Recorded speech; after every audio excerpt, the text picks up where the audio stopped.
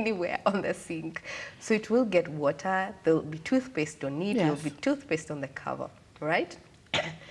As parents who are functional, who left this like this, next time press it like this and close it properly and put it back where it's supposed to be. Dysfunctional. Okay.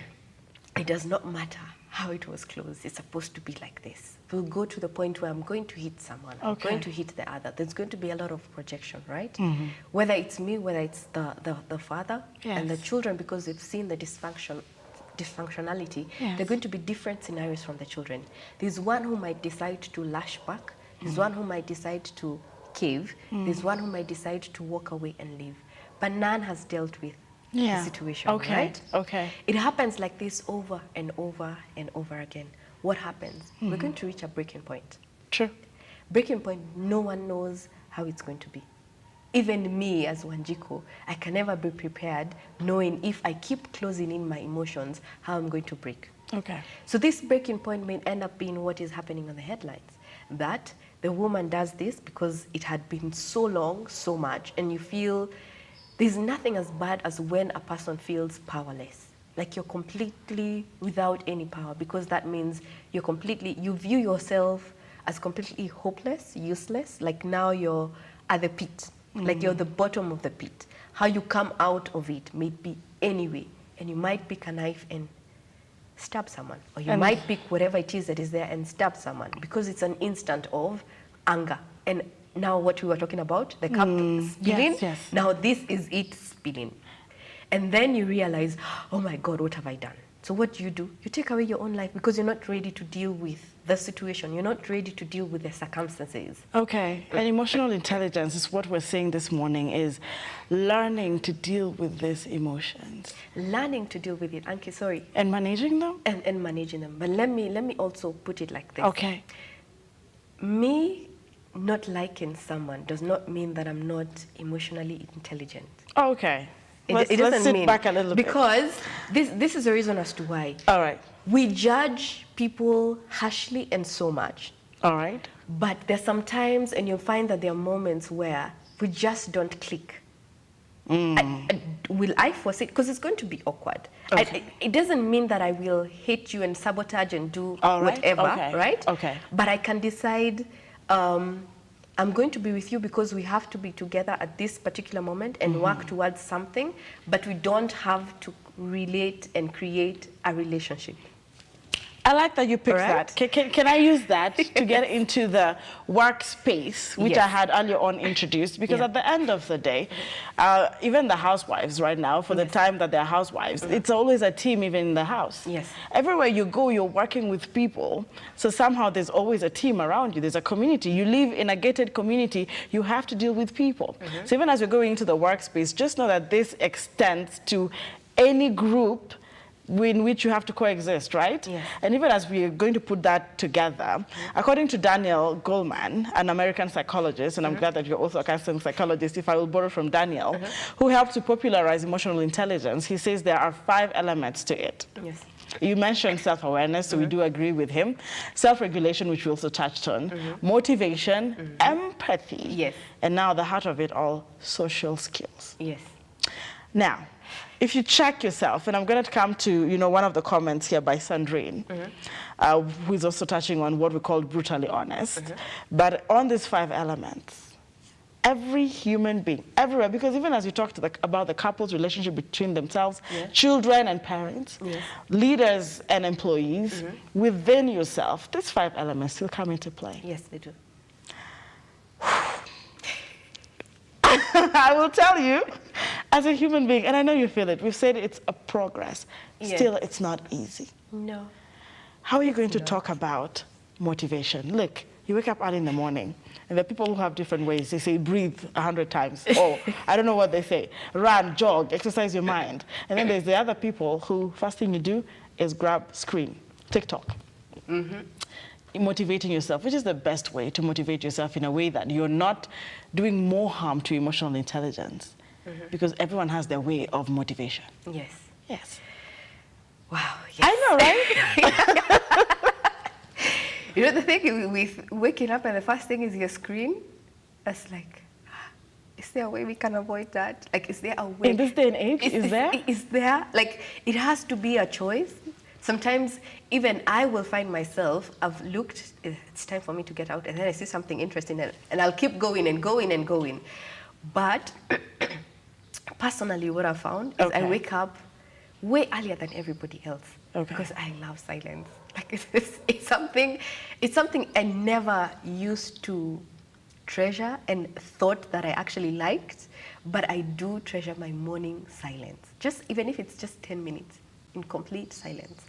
And I'm able to gather my thoughts. I'm able to feel my feelings, whether they are good or they are not. They are my feelings, and I own my feelings. And I know today this is how I'm feeling. I like what you said. I own my feelings. Yes, we need to own our feelings because they're ours, and we're the ones who can only. What you're asking, self-motivation. We're the only ones who can self-motivate yourself to a point where you feel, I'm okay. And I'm the only one who knows what will bring me back to that level. Friends do try. Okay. That's for sure. And your family is going to try. But how far do we allow them, and how far can they go for me and for you and for everybody else? So anyway, that's me. There's somebody else who's going to wake up and what they want is instant music and noise and whatever. It's okay. That's your morning. It's your morning. But have it even if it's for 5 minutes, because you might be living in a space where there are many other people and you don't want that. That's also emotional intelligence. Yes, exactly. But if it's possible to avoid the screen, because also what comes with TikTok, yes, there are things that are motivational, like there are many good things. Yeah. But what happens is that you'll find you've watched one, watched another, and instantly you start comparing. This is what is happening to somebody else and not me. And instantly it's also affecting your moods, it's affecting your motivation, it's affecting everything else about you, right? But if you can just give yourself, even if it's 5 minutes, to have, just pick a routine that works for you, because it can't be that everyone has the same routine and we're not all the same, but just pick, even if it's 5 minutes in the morning, to plan yourself, to plan your day, to feed your body, to feel yourself, and then from there, have what you need to do.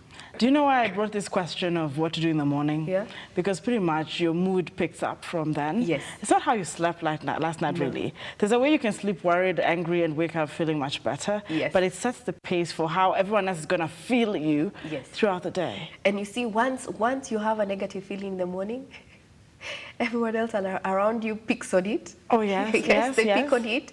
Even if you feel somebody else is behaving funny towards me. But it's, okay, what part have you played in this person feeling your energy, feeling your vibe? Yeah?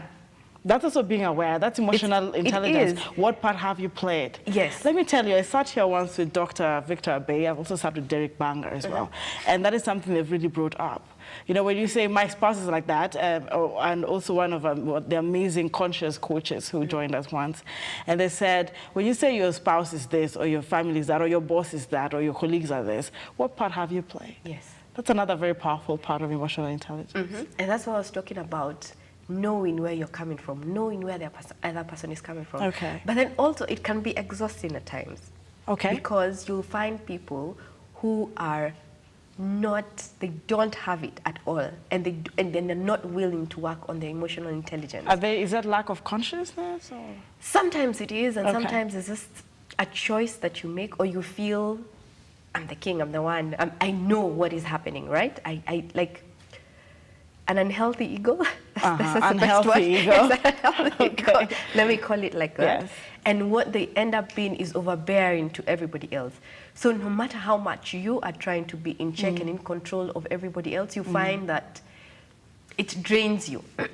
Okay. And this is what I was saying, it's okay to also walk away from it. It doesn't mean that you're being rude or being a certain way. Sometimes it's for your own peace.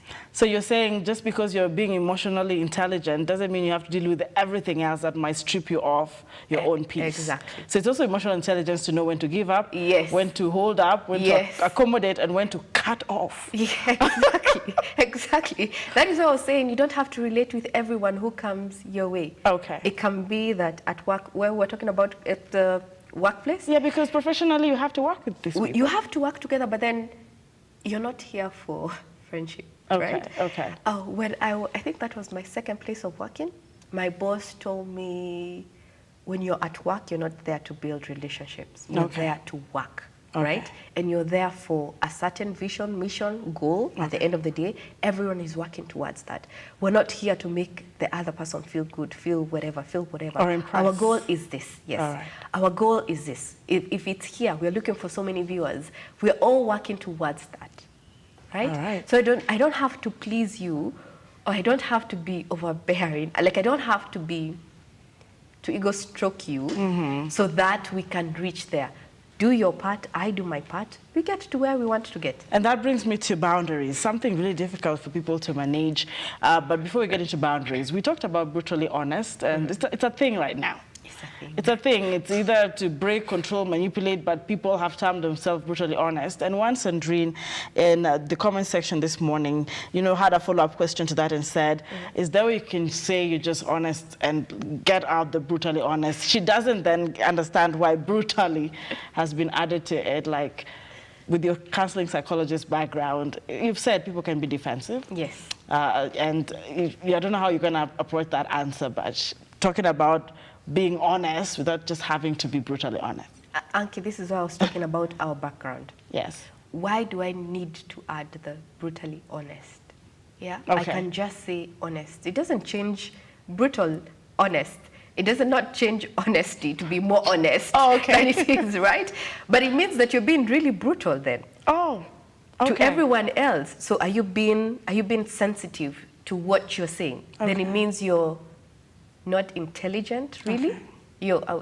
I'm not insulting, but then let me like question you. When you feel that you have to be brutally honest, does it mean then honesty for you is not just honest, that you have to hurt someone? But there are people who say I'm brutally honest, but not meaning it in a negative way.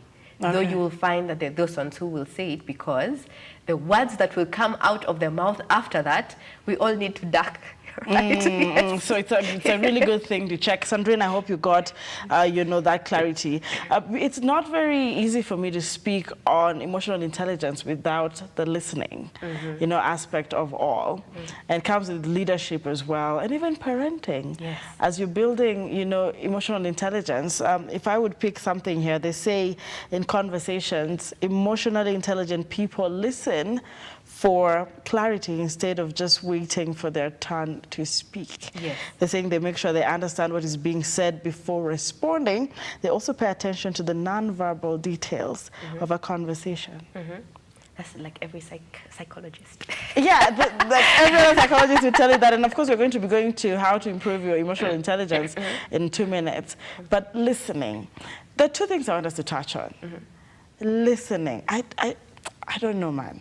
We listen to respond. It's Where do I come in? So really, I spoke to one Dr. Abe, and there are things like the magic words, sorry, thank you, excuse me, welcome. Yes. I'm sorry if I repeated any of those. And there's also something about listening. Just tell us how that shapes emotional intelligence, because people seem not to know how to listen. No, we don't. We just hear. So how do you listen? You see what you've read? Yes. You don't only listen with your ears. You listen with your eyes and with everything on you. You see why sometimes people don't listen? It's because you're also on your gadget. So how can I be listening to you? I'm hearing you. So I'm not listening because I can't read anything else on you. How do you know someone is lying to you? You need to look them straight in the eyes, see how they're behaving. Then that way you'll be able to tell, is there honesty in it or there isn't honesty? But listening means I'm giving you full attention. My eyes are on you, my ears are on you, my mind is with you. Yes. That where I'm facing is I'm facing you, not facing away. And the thing is, children are born with that. Okay. You will never find a child who's just learned how to talk, who's going to talk to you when they're walking away. No.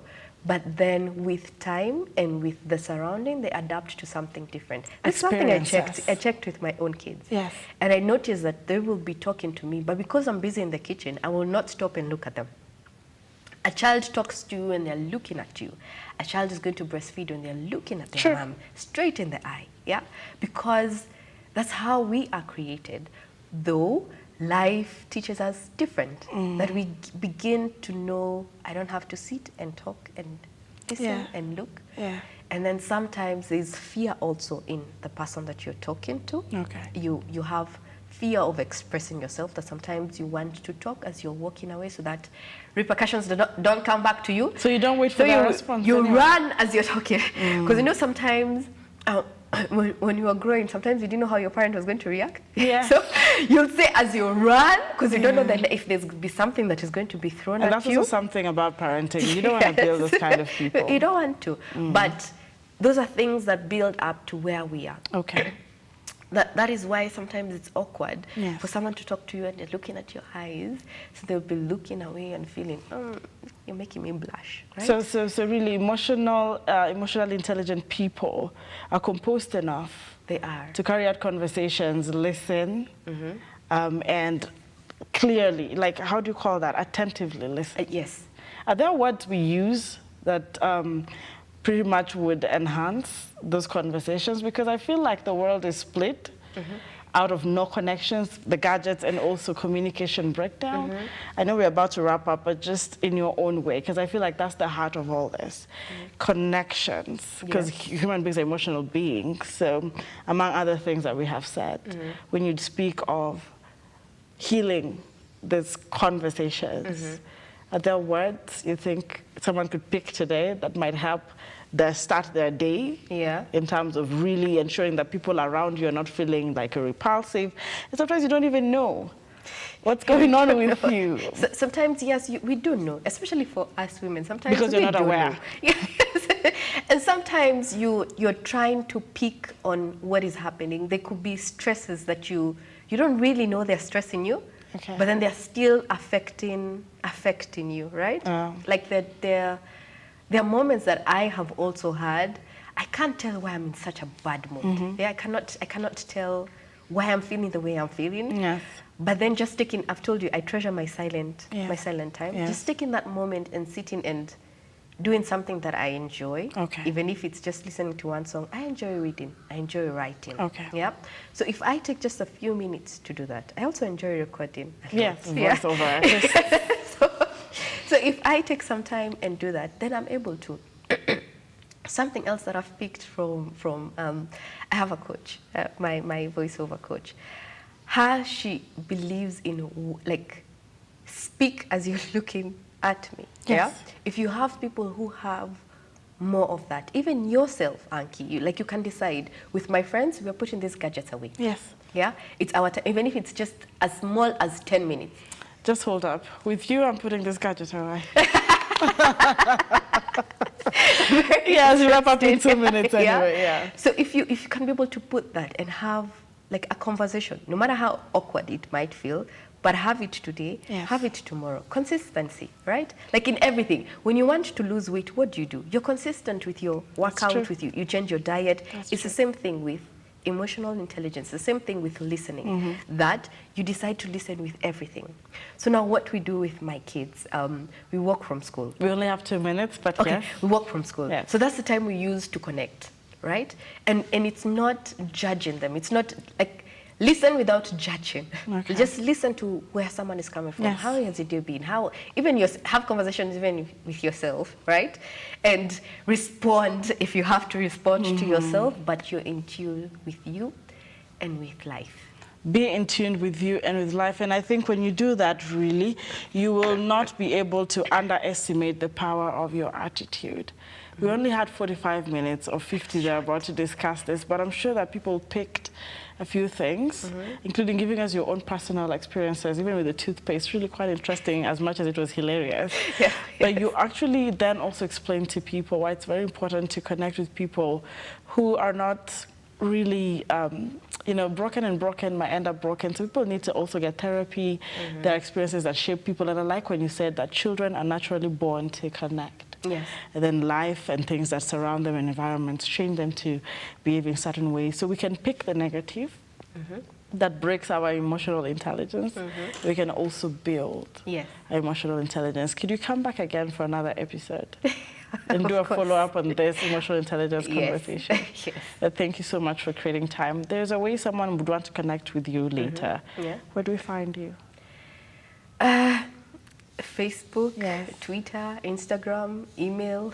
I think I've shared that. Yeah. Yes. And of course, we can put that also at the bottom of the screen in the comment section. Yeah. Nevertheless, emotional, intelligent people are self-motivated, and their attitude motivates others. They set goals and are resilient in the face of challenges.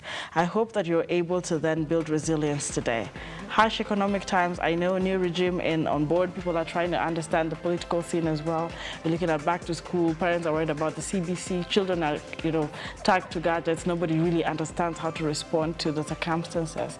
But for Tuesdays, this very minute, with our counseling psychologist who has been very, gracious to us, I hope you pick gratitude.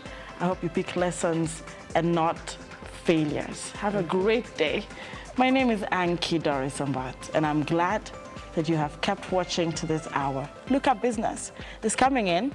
SIMBA Elijah Charles KIAGE, my favorite co-host, will be here to give you more insight on how the business world looks like. Enjoy the rest of your viewing.